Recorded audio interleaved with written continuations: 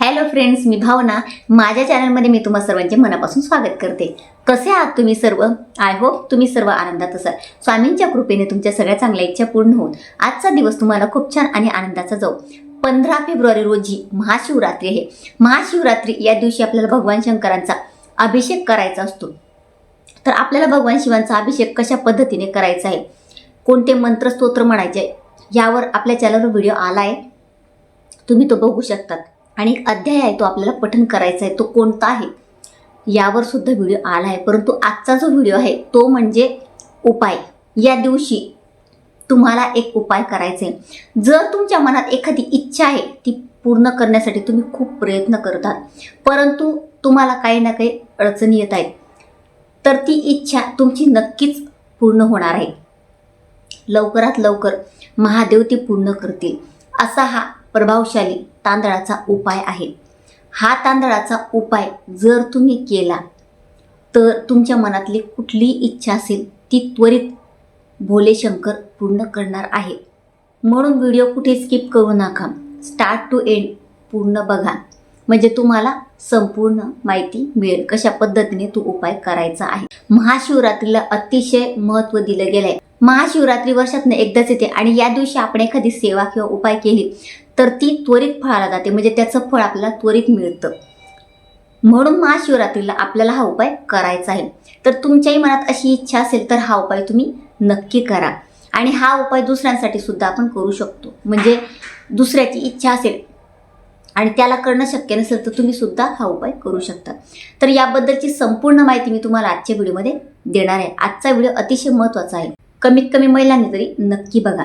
जर तुम्ही माझ्या चॅनलवर नवीन असणार आणि पहिल्यांदा हा व्हिडिओ बघत असणार, तुम्हाला हा व्हिडिओ आवडला तर व्हिडिओला एक लाईक नक्की करा. इच्छा इच्छा इच्छा इच्छा पूर्ण करण्यासाठी आपण खूप प्रयत्न करत असतो, झटत असतो, परंतु काय होतं, बऱ्याच वेळा आपल्या काही इच्छा पूर्ण होत नाही. का?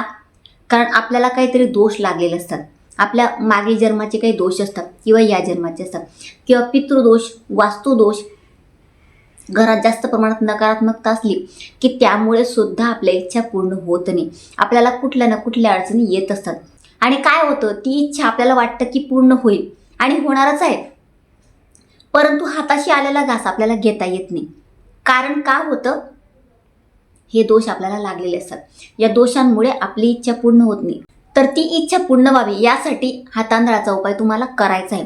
आता हा उपाय दुसऱ्यांच्या इच्छेसाठी तुम्ही करू शकता. म्हणजे तुमचे मिस्टर असतील तर महिला हा उपाय करू शकतात, किंवा तुमच्या पत्नीसाठी पती हा उपाय करू शकतात.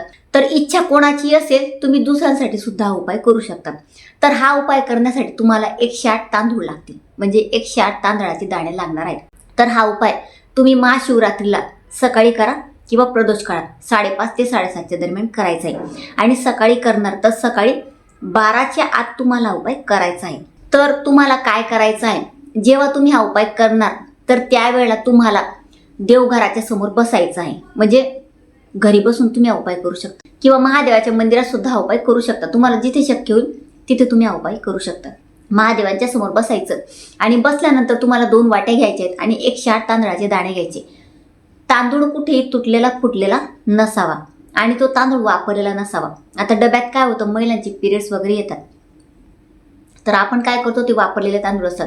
काही वेळा बिना आंघोळीचं आपण किचनमध्ये एंट्री करतो, स्वयंपाक करतो, त्यामुळे काय होतं की ते तांदळाला हात लागलेले असतात. त्यापेक्षा तुम्ही नवीन तांदूळ घेऊन या आणि ते तांदूळ वापरा. आणि तांदूळ अखंड असावा. मग घेताना बासमती घ्या, म्हणजे तो अखंडच राहील. 108 तांदळाचे दाणे घ्यायचे, 2 वाट्या घ्यायच्या, 2 वाट्या समोर ठेवायचे. एका वाटीत ते तांदळाचे दाणे ठेवायचे आणि 1 वाटी तुम्हाला रिकामी ठेवायची. आणि महादेवांच्या समोर बसल्यावर तुम्हाला धूपदीप लावायचा, महादेवांची छान पूजा करायची, त्यांना पांढरं फूल अर्पण करायचं. आणि त्यानंतर तुम्हाला या उपायाला सुरुवात करायची आहे. फक्त एकच दिवस एक वेळा हा उपाय तुम्हाला करायचा आहे. त्यानंतर तुमची इच्छा लवकरच पूर्ण होणार आहे. धूपदीप लावायचा. धूपदीप लावल्यानंतर तुम्हाला उपाय करत असताना, म्हणजे जोपर्यंत तुमचा उपाय चालेल तोपर्यंत तुमचा दिवा आणि अगरबत्ती सुरू पाहिजे. समोर बसल्यानंतर तुम्हाला 1 तांदळाचा दाणा घ्यायचा, उचलायचा, एकच घ्यायचा. तो घेतल्यानंतर हातात घ्यायचा. हातात घेतल्यानंतर तुम्हाला ओम नमः शिवाय हा मंत्र मनापासून, ओम नमः शिवाय मंत्र म्हणायचा, एकदा बोलायचा. बोलल्यानंतर तुम्हाला तुमचं नाव सांगायचं आहे. आता जसं मी ओम नमः शिवाय हा मंत्र म्हटला, त्यानंतर मी सांगणार माझं नाव भावना, त्यानंतर माझी इच्छा. आता मला माझ्या मिस्टरांसाठी करायचं आहे, तर मी माझी इच्छा सांगणार, महादेवा माझ्या पतींचं प्रमोशन होत नाही आहे किंवा माझ्या पतींची बदली होत नाही, तर या ठिकाणी त्यांना बदली हवी आहे, या ठिकाणी लवकरात लवकर त्यांचं बदलीचं तुम्ही काम करून द्या, त्यांची बदली करून द्या. ते खूप प्रयत्न करत आहे, त्यांच्या प्रयत्नांना यश द्या आणि लवकरात लवकर त्यांची बदली तुम्ही या ठिकाणी करून द्या, असं त्यांना मी सांगेल. असं तुम्हाला सांगायचं, एवढी माझी इच्छा महादेवा पूर्ण करा. आता तुम्हाला मनापासून सांगून झाल्यानंतर तुम्हाला तो जो दाणा आहे हातात घेतलेला, तर तो तुम्हाला दुसऱ्या रिकाम्या वाटीत टाकायचा आहे. आता दुसरा दाणा उचलायचा, परत ओम नमः शिवाय मंत्र म्हणायचा एक वेळा, त्यानंतर तुमचं नाव घ्यायचं, इच्छा सांगायची, महादेवांकडून ती इच्छा मागायची आणि त्यानंतर दुसरा दाणा तुम्हाला दुसऱ्या रिकाम्या वाटीत टाकायचा आहे. म्हणजे एक दाणा उचलायचा, म्हणजे 108 वेळा तुम्हाला ओम नमः शिवाय मंत्र म्हणायचा आहे.